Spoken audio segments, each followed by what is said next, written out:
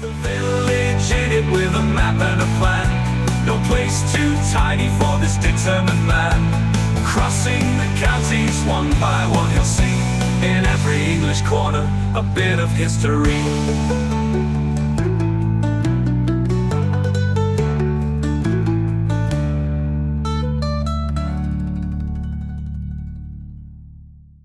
The Derbyshire Dales series is sponsored by Gainsborough Cycles 01427 617 752. For all your cycling needs, this is your one-stop shop located at 20 Ropery Road, Gainsborough, or online at gainsboroughcycles.com. There's a link in the description. Gainsborough Cycles, ask for Trevor Halstead. Hello folks, welcome back to the Derbyshire Dales. Once again, all week, we're back in this lovely part of Derbyshire. Now, this first episode this week is going to be one that's a little bit unusual. We can't actually walk around this one at present because the biggest feature here is currently closed for the winter. So this one's going to come to you in all pictorial form. But I can at least show you a few things around the main landmark, which is a massive medieval hall. Welcome to the parish of NETHER HADDON.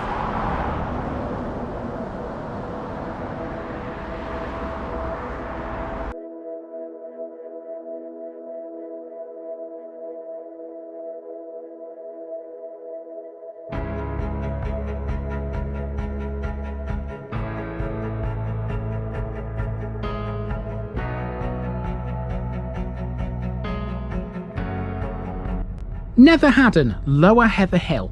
Hello out there Derbyshire, it's time for another run in the Dales, and this one's going to take in some of the best bits yet. Last time we were in the Dales, we left off in a place called Over Haddon, admiring the fabulous River Lathkill in the Dale of the same name. Over Haddon was very much a village, but its neighbour with almost the same name can't really call itself one. Instead, NETHER HADDON can barely be described as a hamlet, but it does still command its own parish, so for that reason it gets its own video. It's actually a good thing that it does in a way, because even though there are only a handful of properties within the boundaries, there's one that deserves a lot of attention. Most of the land in NETHER HADDON is owned by Haddon Hall, an English country house of stone dating from both medieval and Tudor times. It was the former seat of the Dukes of Rutland, and today it's the home of Lord Edward Manners, the brother of the incumbent Duke. It's often been described by commentators as the most complete and most interesting house of its period. The hall is associated too with a 19th century legend concerning the relationship between the Vernon and Manners families. This legend has been made into novels, dramatisations and other works of fiction. We'll dive into that piece of history too as we learn about the place and all it has to offer visitors, because Haddon Hall, during the summer, is one of the biggest and best tourist attractions within the vicinity of the town of Bakewell. Let's go and find out why.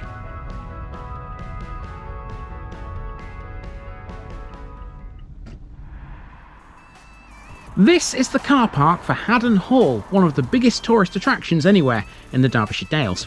Thousands of people come to see the place every year, especially in the summertime.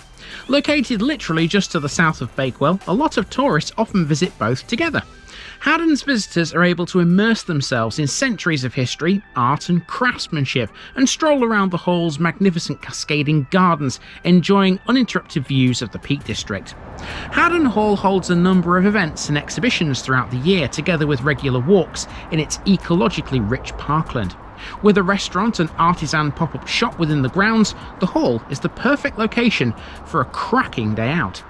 Be aware, a visit to the hall will currently set you back £28 per adult as per the 2025 price list you can find on its website. It's not the cheapest thing to visit, I'm afraid. For me though, the price was a moot point anyway. You see, I opted to come to NETHER HADDON in mid-March, and in the winter, Haddon Hall is closed. However, that was by design.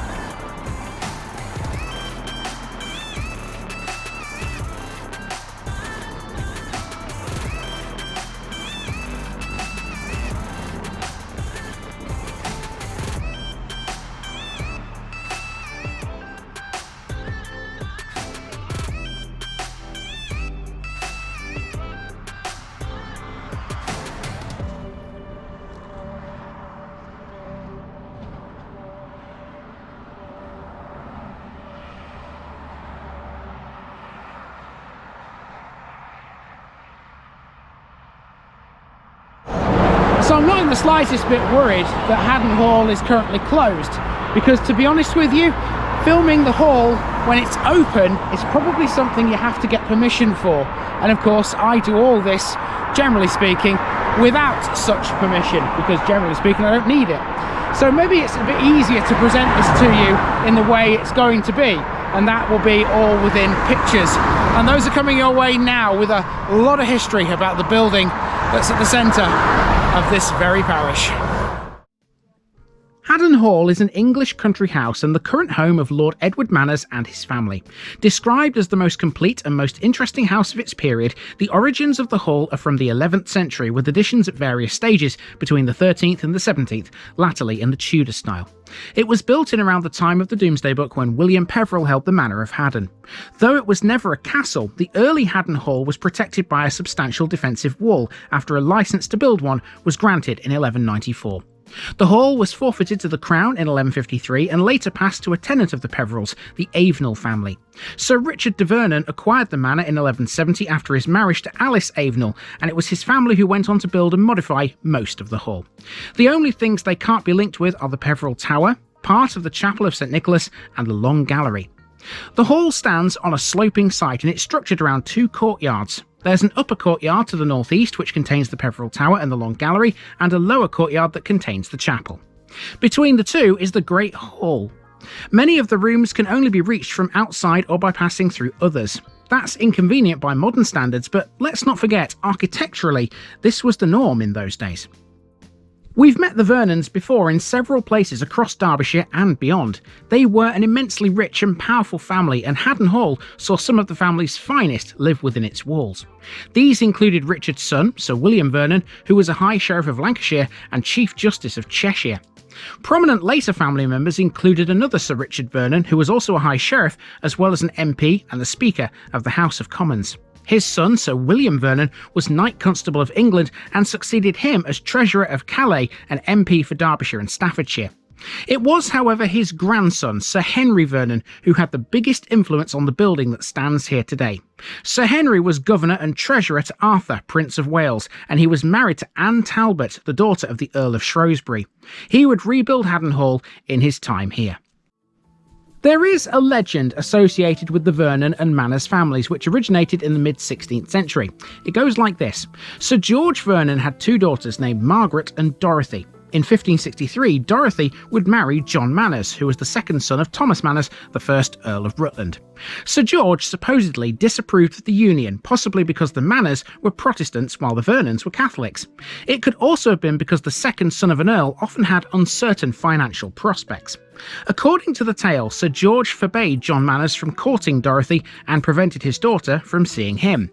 Did this stop them? No. Shielded by the crowd during a ball held at Haddon Hall by Sir George, Dorothy slipped away and fled through the gardens, down some stone steps, and over a footbridge where Manners was waiting for her, and they rode away to be married. It would take more than 300 years for this legend to become well known, but it was achieved thanks to a series of written works such as novels, plays, dramatisations, and other fictional media. The first known work to feature the tale is a story entitled King of the Peak, written by Alan Cunningham in 1822. A year later, a novel called The King of the Peak, a Romance, was published in 3 volumes, written by William Bennett under the pseudonym Lee Gibbons. In 1849, The Love Steps of Dorothy Vernon was a short story penned by Eliza Metyard.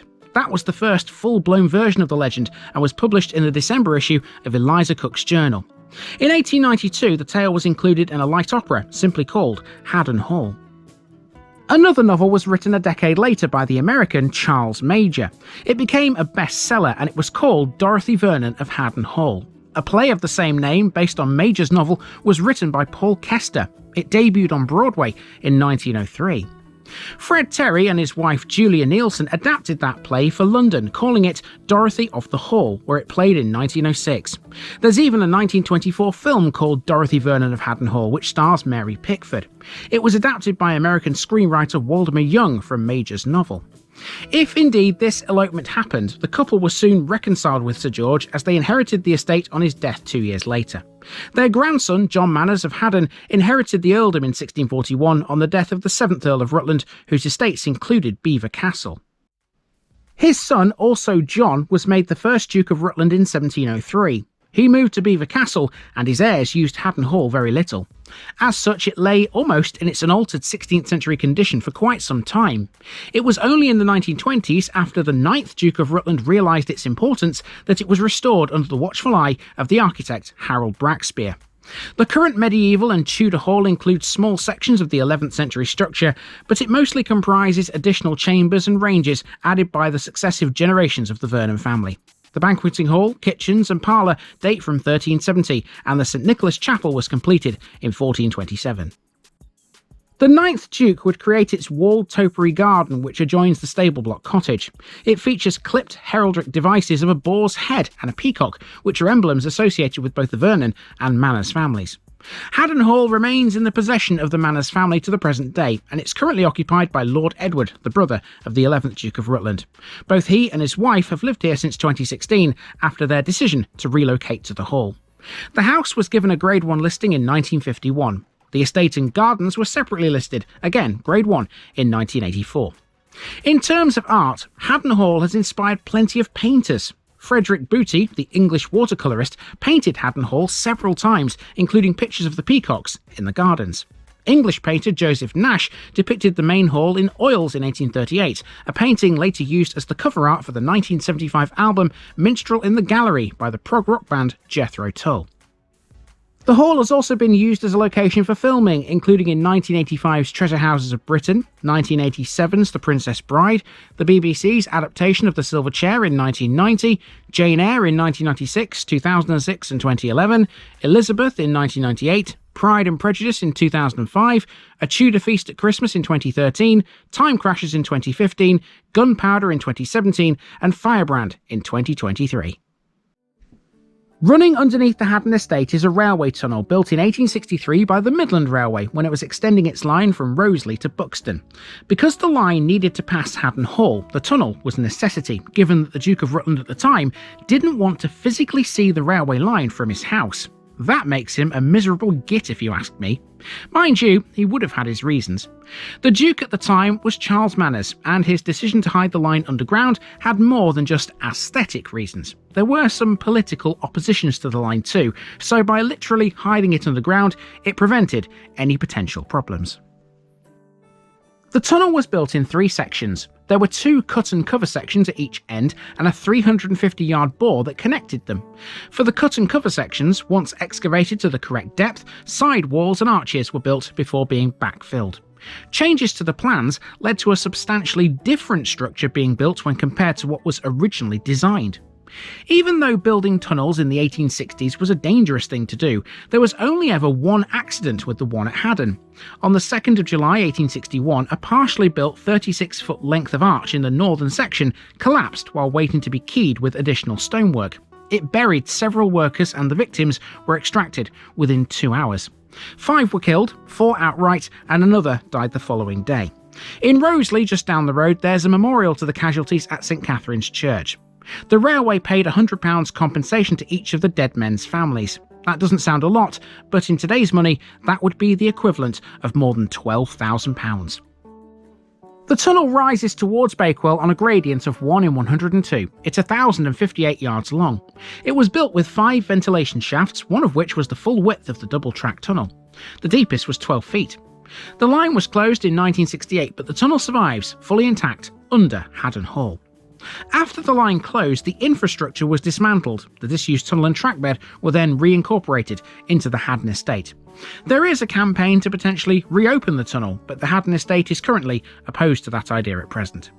If it were to be reopened, Peak Rail has designs on extending its heritage line from Roseley to Bakewell. A more realistic idea would be a walkway or a cycleway, maybe as an extension of the Monsell Trail. Sometimes you don't need to get access to stuff to make a good video, and Haddon Hall proves that. It's one of the pearls of the Bakewell countryside, and it's got such a good backstory, hasn't it? Surely though, after this one, we need a proper walk, don't we? Join me tomorrow, where the railway history of Derbyshire continues on TVI.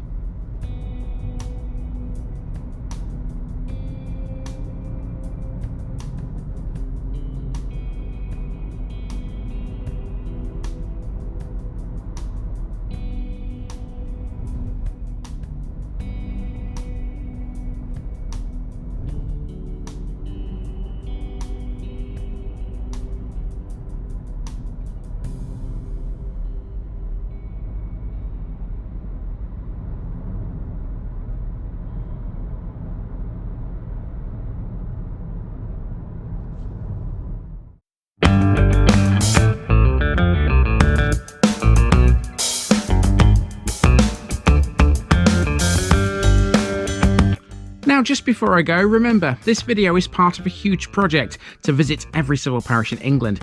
That's more than 10,000. These routes are pre-planned, and due to time constraints, I can't cover every detail or walk down every street. Please don't complain if this video missed something out. I pronounce names how I choose to. I am very aware that local dialect may vary, and I don't take kindly to criticism about this. You've been warned. It's impossible to know everything too. If this video was terrible, make your own. If you're a regular watcher of The Village Idiot, you're not the only one. If you've got a small business, why not use my videos to advertise it? Leave a comment below if you're interested. And finally, thanks for watching this episode, everybody. Give us a like and a subscribe if you've enjoyed this episode, and share it with your friends and relatives. It all helps to keep this mission going. Until next time, I've been Andy, also known as The Village Idiot, and I'm out.